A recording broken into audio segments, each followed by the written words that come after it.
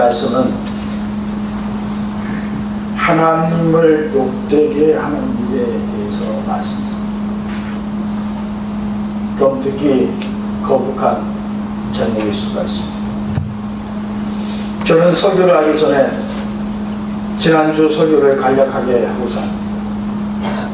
성경은 사람이 남을 판단하는 것으로 자신이 정죄를 받는다고 말씀합니다. 판단하는 사람아, 너가 너 자신을 정죄하는 걸 알지 못하라 말씀하십니다. 사람은 타인을 판단하는 데 그치지 않고 어떻게 하는가 하면 자신도 그런 일을 하게 된다고 성경은 말씀하고 있습니다. 그로 인해서 인간에게는 하나님의 진노가 쌓인다고 말씀했습니다. 그런데 하나님의 진노가 왜 바로 우리에게 오지 않는가 하면 하나님의 인자하심과 용서와 용납하심이 길기 때문에 그렇습니다. 하나님께서는 우리를 위하여 오래 참으십니다. 인간은 자신의 고집과 회개하지 않는 마음으로 계속해서 하나님의 진노를 쌓고 있다고 말씀드렸습니다. 남을 판단하는 것을 멈춰야 합니다. 하나님의 진노 안에 있는 인간은 고집과 회개하지 않는 마음에서 이제는 순종과 회개함으로 하나님의 진노 안에 있는 것이 아니라 하나님의 은혜 안에 거하는 저와 여러분의 삶이 되었으면 좋겠습니다. 오늘 말씀은 바울이 유대인에 대해서 특히 말씀하고 있습니다. 여러분, 유대인은 지금 현재 이스라엘의 나라의 사람들입니다. 하나님께서 그들을 특별히 선민족으로 부르셨습니다. 그래서 이스라엘 백성들은 자부심이 강한 나라입니다. 어려서부터 율법을 배우고 암송하고 모세오경을 외우기도 하고 그렇게 율법에 아주 능한 자로서의 사람은 철저하게 신앙교육을 받아온 민족입니다. 아브라함의 자손으로 신앙을 유산을 받고 유일하신 하나님을 섬기는 민족으로 세계 곳곳의 정치, 경제, 사회, 문화에 아주 영향을 끼치고 있는 나라입니다. 그 유대인에 대해서 바울은 오늘 이렇게 말합니다. 로마서 2장 17절 보니까 유대인아 들으는 너가 율법을 의지하며 하나님을 사랑하며 라고 말씀하고 있습니다. 바울은 유대인들이 자신은 모세로부터의 율법을 받은 백성이다, 나는 대단하다 하면서 하나님을 사랑하고 신앙의 교만을 가지고 있는 자라고 지금 말씀하고 있는 겁니다. 여러분, 성경을 안다고 대단한 것처럼 여기는 성도가 얼마나 많은지, 성경을 묘독했다고 해서 의시되는 경우도 있습니다.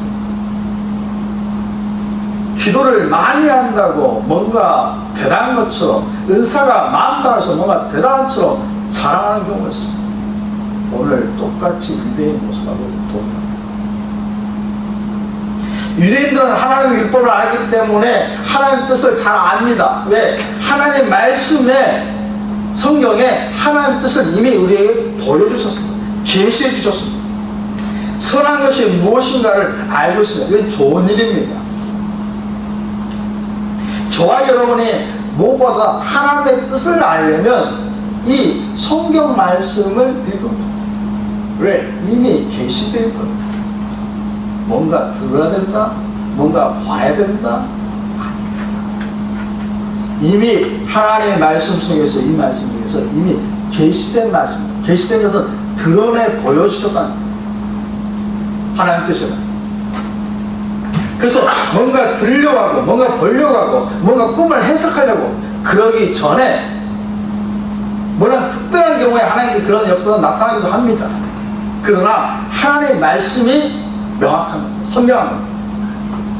그래서 로마서 2장 18절에 보니까 율법의 교훈을 받아 하나님의 뜻을 알고 지극히 선한 것을 동달하며 그랬습니다. 유대인들이 율법의 교훈을 받아서 하나님의 뜻을 알았다고 합니다. 그리고 지극히 선한 것이 무엇인가를 그들은 알았습니다. 그렇기 때문에 하나님의 뜻을 알고 분간하기 때문에 유대인들은 맹인들의 길을 인도할 수 있는 사람이 된 것입니다.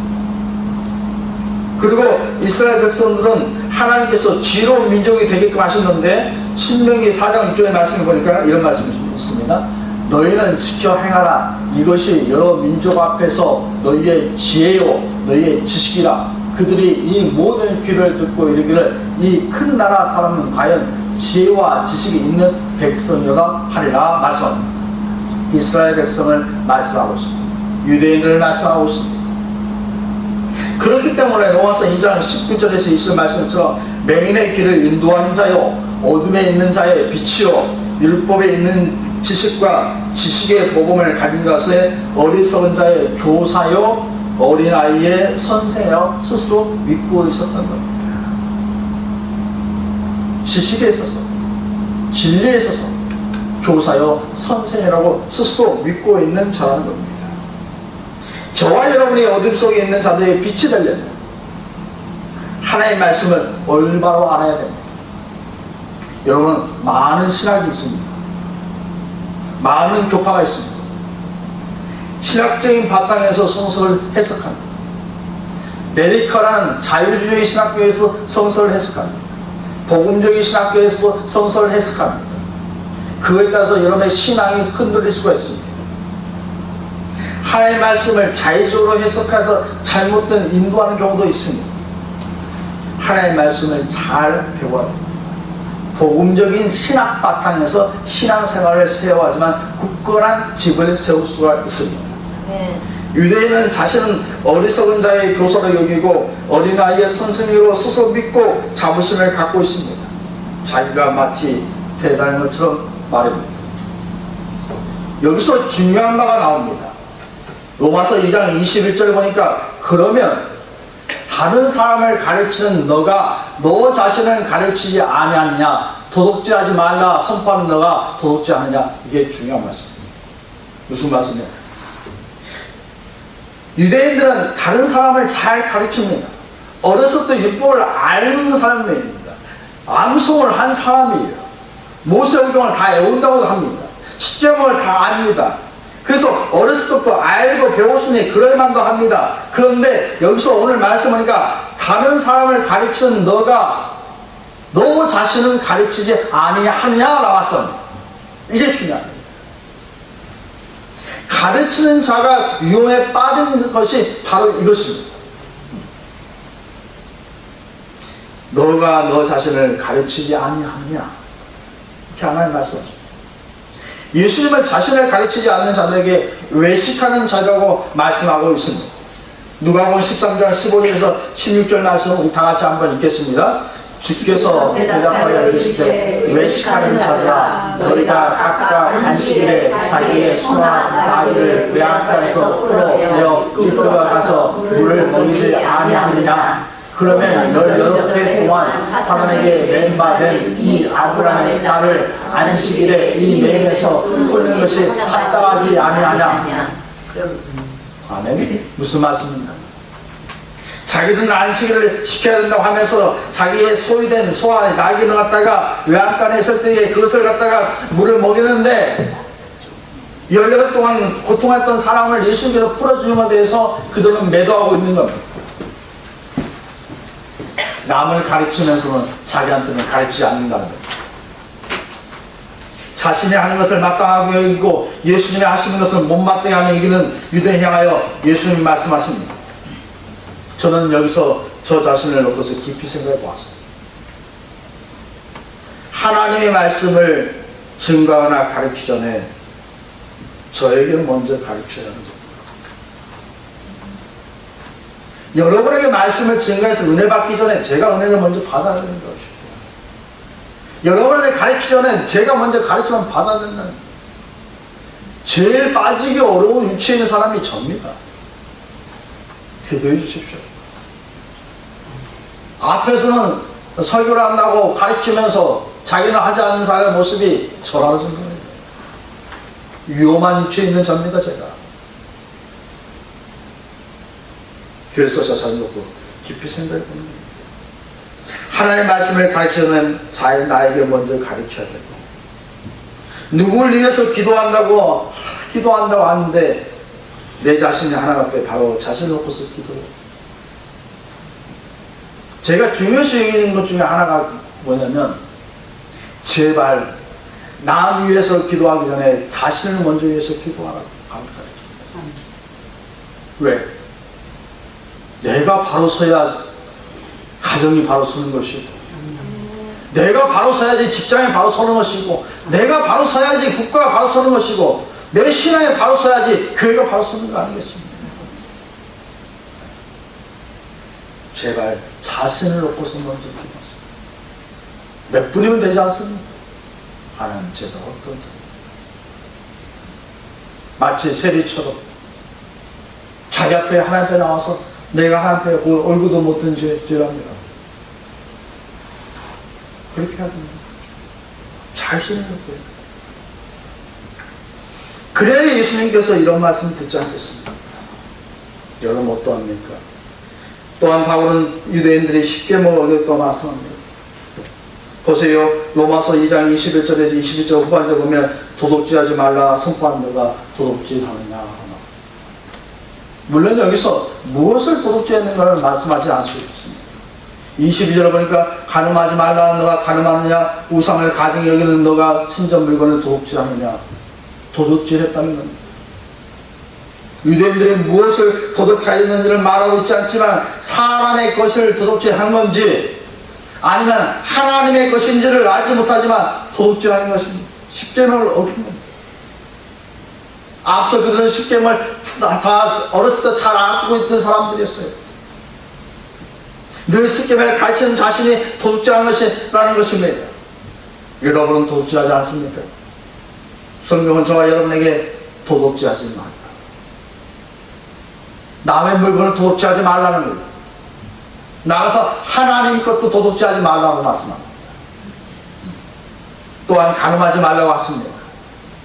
여기서 유대인에 있어서 간음이라는 것은 육체적인 간음도 있겠지만 아주 크나큰 의미는 이스라엘 백성들은 다른 신을 섬기는 영적 간음을 수없이 했어요. 그래서 나라를 뺏기게 된다. 가장 큰 것은 우상 숭배, 영적 간음을 하고 있다는 거예요. 그걸 하나님은 보고 계시다는 거예요. 지난번에 말씀드렸듯이 하나님을 민다면서 점을 치는 행위와 우상을 숭배하는 행위는 모두 영적 간음의 죄를 짓는 거예요. 영적 간음의 죄를 하지 말라는 자가 너희들이 하고 있다는 말씀입니다. 결국 이러한 이유로 인하여 세상 사람들은 어떻게 유대인을 바라봅니까? 아니, 믿는 자들을 어떻게 바라봅니까? 로마서 2장 23절에서 24절 보니까 율법을 자랑하는 너가 율법의 거함으로 하나님을 욕되게 하느냐? 기록된 바와 같이 하나님 이름이 너희 때문에 이방 중에서 모독을 받는도다, 이렇게 말씀합니다. 얼마나 엄중한 말씀입니까? 다시 말해볼까요? 너희들이 그리스도인이라면서 세상 사람에서 예수 믿나 하면서 하나님이 욕되게 하느냐? 너희 때문에 하나님 이름이 모독을 받는다는 거예요. 세상 믿지 않는 사람들한테 때. 뭐 때문에요? 율법을 행하고 가르치는 너가 너 자신을 가르치지 않기 때문에 그렇다는 거예요. 그리스도인들은 하나님을 영화롭게 하는 삶을 살게 되었다고 부르셨다. 하나님의 이름을 높이는 삶을 살아야 된다고 했습니다. 우리는 여기서 심각하게 고민을 해야 됩니다. 예수님을 인격적으로 만나고 변화를 받아서 세상 사람들이 보기에 당신 왜 전의 모습하고 다른 모습이야? 어떻게 그렇게 됐어? 이렇게 돼야 됩니다. 아니, 당신 전에 보니까 믿는 거랑 믿지 않아 똑같아. 아니, 더 나빠진 것 같아. 이러면 안 된다. 그러면 하나님의 이름을 세상 사람들한테 모독을 받게끔 한다는 겁니다. 사도행전 2장 43절에서 47절 말씀 우리 한번 같이 보도록 하겠습니다. 사람마다 들어가는데 사도들이 말미암아 기사와 표적이 많이 나타나니 믿는 사람이 다 함께 있어 모든 물건을 서로 경하고 또 재산과 소유를 팔아 각 사람의 필요를 따라 나눠주며 날마다 마음을 같이하여 성전의 무리를 비우고 집에서 떡을 떼며 기쁨과 순전한 마음으로 음식을 먹고 하나님을 찬미하며 또 온 백성이 칭송을 받으니 주께서 구원받는 사람을 날마다 더하게 하십니다. 아멘. 저는 이 말씀을 좋아합니다. 이 말씀은 초대교회의 모습입니다. 그리스도인의 삶이 그 당시에 다르게 보였어요. 날마다 마음을 같이하고 성전에 모이게 힘쓰고 또 떡을 떼어 먹이고 서로 기쁨과 순전한 마음으로 음식을 같이 먹고 이러다 보니까 사람들이 보기에 놀란 거예요.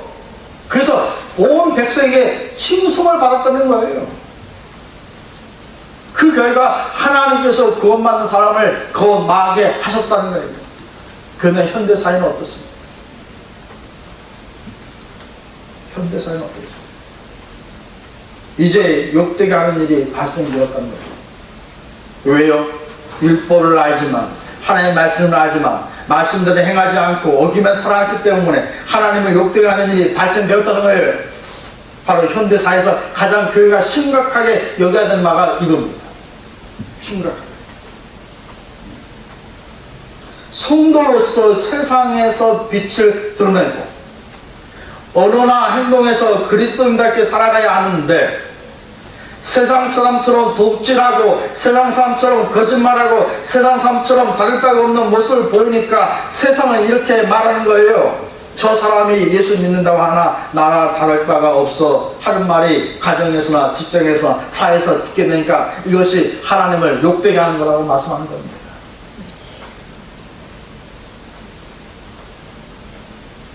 예수님만 말씀하십니다. 여러분 잘 아는 말씀입니다. 마태복음 7장 7절에서 7장 21절에 23절 말씀 우리 다 같이 합독하겠습니다.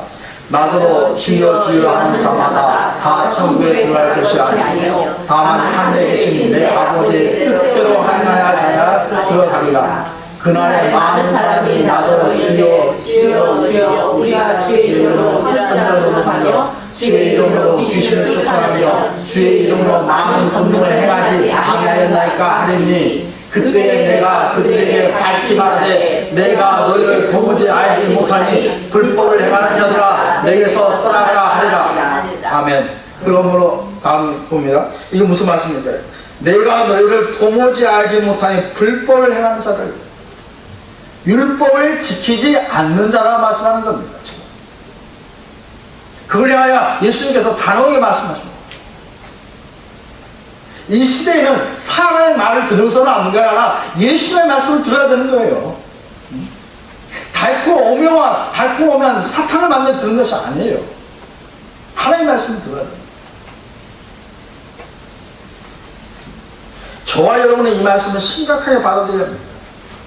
주여 주여 한다고 예수님이 천국에 들어가시지 아니라는 거예요. 말씀을 율법을 안다고 하면서 성경을 많이 안 한다고 하면서 지키지 않으면서 하나님 욕되게 하는 거, 그런 사람이 오늘 말씀하면 천국에 들어가는 것이 아니라고 말씀합니다. 무슨 권능을 드러냈다고요? 무슨 귀신을 쫓아냈다고요? 무슨 은사가 탁월했다고요? 성경을 많이 안다고요? 그것이 아니라는 거예요.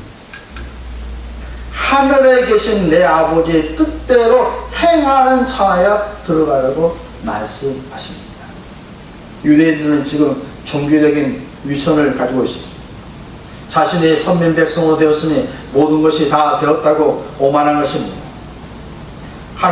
예수님은 하나님의 말씀을 듣고 행하는 자에게 대해서 비유로 말씀하십니다. 여러분 잘 아는 말씀입니다. 우리 마태복음 7장 24절에서 27절 말씀 교독하겠습니다. 그러므로 누구든지 나의 이 말 듣고 행하는 자는 그 집을 반석 위에 지은 지혜로운 사람 같으니 비가 내리고 창수가 나고 바람이 불어 그 집에 부딪히되 무너지지 아니하나니 이는 주술을 반석 위에 놓은 까닭이요. 나의 이 말을 듣고 행하지 아니한 자는 그 집을 모래 위에 지은 어리석은 사람 같으리니 비가 내리고 창수가 나고 바람이 불어 그 집에 부딪히매 무너져 그 무너짐이 심하니라. 무슨 말씀입니까? 무슨 비유인가요? 나의 이 말을 듣고 행하는 자, 하나님의 말씀을 듣고서 행하는 자야 반석 위에 집을 지문해서 어떠한 환경에서 무너지지 않는다고 주께서 말씀하고 있는 것입니다. 저 여러분은 매주일 주의 말씀을 듣습니다. 아니 혼자서도 큐티를 합니다. 얼마나 그 말씀에 부딪혀서 그 말씀을 행하려고 합니다. 아니 행하려고 하는 게 아니라 행하고 계십니다. 자신에게 자문할 필요가 있습니다. 우리 말씀을 들어서 그 말씀의 열매를 맺게끔 해야 합니다. 이제 유대인처럼 율법을 잘 압니다. 하나님의 선하심을 압니다. 남도 잘 가르칩니다. 그러나 정작 자신은 지키지 않습니다. 이래서는 안 된다고 오늘 주님은 우리에게 말씀하고 있는 겁니다. 이제 나아가서 유대인의 자긍심은 할례입니다. 할례는 아브라함의 하나님과의 언약 백성으로서 맞는 하나님의 표정이었습니다. 어린아이로부터 이 할례를 통해서 이거는 하나님의 백성이다, 하나님의 언약 백성이다 하는 표정이었습니다. 유대인들은 그 할례를 민족으로 자긍심을 받습니다. 유대인들이 이방인들이 죽게 돌아오는 것에 대해서도 이 할례 문제를 놓고서 할례를 해야 해주나 해나 안 해야 주나 놓고서 논의한 바가 있었습니다. 그런데 바울은 오늘 말씀에 보면 유대인에게 있어서 표면적 할례가 중요한 바가 아니라는 말씀입니다. 표면적으로 할례를 받는 것이 중요한 것이 아니다. 그럼 무슨 말씀입니까? 로마서 2장 25절에 28절에 이런 말씀이 있습니다. 같이 교독하겠습니다. 너가 율법을 행하면 할례가 유익하나 만일 율법을 범하면 내 할례는 무할례가 되느니라. 그런즉 무할례자가 율법의 규례를 지키면 그 무할례를 할례와 같이 여기지 아니냐. 또한 본래 무할례자가 율법을 온전히 지키면 율법 전문가 할례를 가지고 율법을 범하는 너를 정죄하지 아니하겠느냐? 물론 표면적 유대인이 유대인이 아니요 표면적 육신의 할례가 아니니라. 무슨 말씀입니까? 할례나 무할례가 중요한 것이 아니다고 말씀입니다. 그거 뭐가 중요한 거예요? 하나님 말씀을 지키냐, 율법을 지키냐가 중요한 것이 그 표면적인 것이 의미가 없다는 것입니다. 그래서 고린도전서 7장 19절에 이런 말씀이 있습니다. 할례 받는 것도 아무것도 아니요 할례 받지 아니한 것도 아무것도 아니오되 오직 하나님의 계명을 지킬 따름이라 말씀합니다. 하나님의 계명을 지킬 따름입니다. 그것도 나와서 할례는 어디다 해야 되는가? 육신적으로 하는 것을 그들이 자랑했습니다. 나는 할례를 하는 백성이야. 나는 하나님 언약의 백성이야. 그런데 바울은 그렇게 이렇게 말합니다. 로마서 2장 28절에 29절 말씀이 이런 말씀입니다. 무릇 표면적 유대인이 유대인이 아니요 표면적 육신의 할례가 아니라 오직 이면적 유대인이 유대인이며 할례는 마음에 할지니 영에 있지 않고 율법 조문에 있지 아니한 것이라. 그가 칭찬이 사람에 있어가 아니라 다만 하나님에 있어라. 마음의 할례를 받아. 마음의 할례. 무슨 말일까? 내 마음의 변화를 받아. 성령의 능력으로 내 마음의 변화를 받아야 된다고 오늘 말씀하고 있는 것입니다. 교인들이 성식적인 교회의 종교 행위로 의미가 있는 것은 아닙니다. 진정 예수님을 마음에 믿어 구원을 받는 간격이 있어 또 마음의 변화가 일어나야 이걸 다시 말하면 본어게 거듭나리라 말씀합니다. 표면적 그리스도인이 중요하다고요? 내가 매주마다 교회 다닌다, 나는 하나님을 믿는다, 이것이 중요하다고요? 그렇지 않습니다. 내면적 그리스도인이 중요하다는 것입니다. 내가 변화를 받았느냐 안 받느냐 차이가 아닙니다. 내가 예수 그리스도의 인격과 만났으면 내가 변화를 받은 자로서의 내가 아닙니다. 언어가 바뀝니다. 삶이 바뀝니다. 행동이 바뀝니다. 사람을 대하는 것이 바뀝니다. 변화를 받습니다. 그래서 하나님은 표면적 그리스도인으로서의 주일날 교회에 출석하면 되는 바가 아니라 하나님은 내면적 변화를 받은 그리스도인으로서의 내가 주일 살아계신 하나님 앞에 예배드리는 것이 내 생명보다 중요하다고 여기면서 예배드린 자를 찾는 것입니다. 이제 저와 여러분은 자신을 가르친 자가 되어야 합니다. 시선이 항상 밖에 있습니다. 그러나 이제 시선을 하나님의 말씀으로 나한테 두고 내면적 변화를 받은 그리스도인이 되어서 하나님이 어디서나 욕되게 하게 하는 자가 아니라 하나님을 높이는 자로서의 진정한 그리스도인, 변화된 그리스도인으로 살아가는 자가 저와 여러분이 되었으면 좋겠습니다.